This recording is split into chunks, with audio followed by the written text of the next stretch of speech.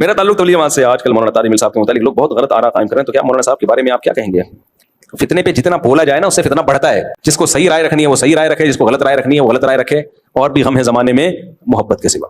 ایسی نہ کرو، ان کو اپنی زندگی میں جینے دو میرے بھائی. وہ بوڑھے ہو گئے ہیں، ساری زندگی دین کی خدمت کی ہے، اب آخری عمر میں ان کو تھوڑا سکون دے دو، آرام دے دو. اگر کوئی غلطی ہوتی بھی ہے تو بولو کوئی بات نہیں یار، اچھے کام اتنے کیے ہیں. اپنے بوڑھوں کو بھی تو برداشت کرتے ہو کہ نہیں کرتے؟ تو وہ ایسا نا ان کو غصہ آ جائے مجھے بار بار مفتی صاحب بوڑھا کیوں کہہ رہے ہیں. بوڑھے ہو کے بھی صحت اچھی ہے ان کی، لیکن بہرحال ایجڈ کہنا چاہیے. اتنے ایجڈ ہو گئے ہیں تو ان کو چھوڑ دو اپنے حال پہ. اور بڑوں کے اختلافات میں نہ پڑو، جو بڑوں کے اختلافات ہیں ان میں نہ پڑو. تبلیغ کے جو اکابر ہیں وہ بھی ہمارے اکابر ہیں، مولانا طارق صاحب بھی ہمارے اکابر ہیں.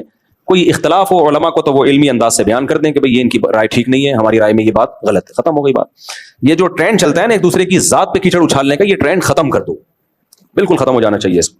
یہ یاد رکھو جہاں انسان ہوں گے اختلافات ہوں گے. یہ جو تصور ہے نا کہ دیندار لوگ آپس میں محبتوں سے رہتے ہیں، میرے سامنے لوگ آتے ہیں میری 4 بیویاں محبتوں سے رہتے ہیں. چھوڑا کرو کسی اور کے سامنے، پھینکا کرو کسی اور کے سامنے. کتنا ہی نیک ہو، مرد ہو بیوی ہو، پھر بھی جھگڑے ہوں گے، پھر بھی اختلافات ہوں گے. صحابہ میں ہوئے ہیں. ہمارے نبی کی اپنی ازواج کے ساتھ اختلاف، آپ صلی اللہ علیہ وسلم 1 مہینے کے لیے گھر سے باہر چلے گئے تھے، حالانکہ امہات المومنین دنیا کی افضل ترین عورتیں ہیں اور سید الانبیاء دنیا کے افضل ترین. اللہ کے بعد سب سے بڑا مقام نبی کا. اس کے بعد بھائی اختلاف ہوا ہے.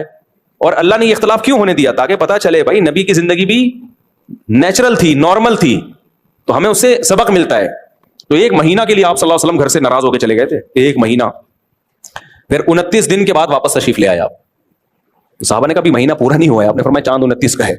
ٹھیک ہے نا؟ اس کا مطلب آپ صلی اللہ علیہ وسلم پورا گن رہے تھے، چاند نظر آیا تو آپ نے کہا ہو گیا مہینہ پورا. جو تو یہ سب نیچرل ہے بھائی. لڑائیاں بھی ہوتی ہیں، خوشیاں بھی ہوتی ہیں، غم بھی ہوتے ہیں، پڈے بھی ہوتے ہیں، پھر صلح بھی ہوتی ہے. ناک پہ مکھی جو بٹھائے گا وہ کبھی بھی کامیاب لائف نہیں گزار سکتا. بعض لوگوں کو ہیضہ ہوتا ہے سیدھی زندگی، بالکل تیر کی طرح سیدھے رہ کے چلنے کا. تو جس کی زندگی میں لچک نہیں ہے، فلیکسیبلٹی نہیں ہے، برباد. سب آڑے تیرے. میں یہاں ایک پرانی بات ہے، میں نے جمعے کے دن اخلاق پہ بیان کیا. حسن اخلاق سے بات کرو، چیخو نہیں، گدھوں کی طرح گھروں میں چیختے ہیں. جب میں گیا ہوں وہ پرانی بات ہے، 10-12 سال 15 سال ہو گئے. میری جڑائی ہوئی ہے بھائی، کیونکہ میں ایک اور شادی کرنے اللہ معاف فرمائے، تو میں بھی چیخ رہا تھا، ٹھن چل رہا ہے. پھر مجھے خیال آیا میں نے بھی بیان تو پورا اسی پہ کیا کہ چیخو نہیں. آپ یقین کریں مجھے خود ہنسی آ گئی.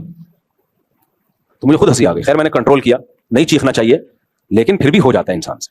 صحابہ کرام سے بھی ایسا ہوتا تھا، بعض دفعہ آوازیں بلند ہو جاتی تھی. پھر کوئی ان کو سمجھاتا تھا بھائی نبی بیٹھے ہوئے آواز پس کرو، تو آواز پس کرتے تھے اپنی. تو اس لیے دنیا میں جب ٹائم کی جنت ہے، جو جنت میں کوئی نہیں چیخے گا، جنت میں سب نائس ٹو میٹ یو، دعواہم فیہا سبحانک اللہم وتحیتہم فیہا سلام. سلام سے بات شروع ہوگی، سلام پہ ختم ہوگی. اور کوئی موت نہیں ہے، کوئی سیلاب نہیں ہے، کوئی زلزلے نہیں ہے، کوئی ٹینشن نہیں ہے. جب تک زندہ ہو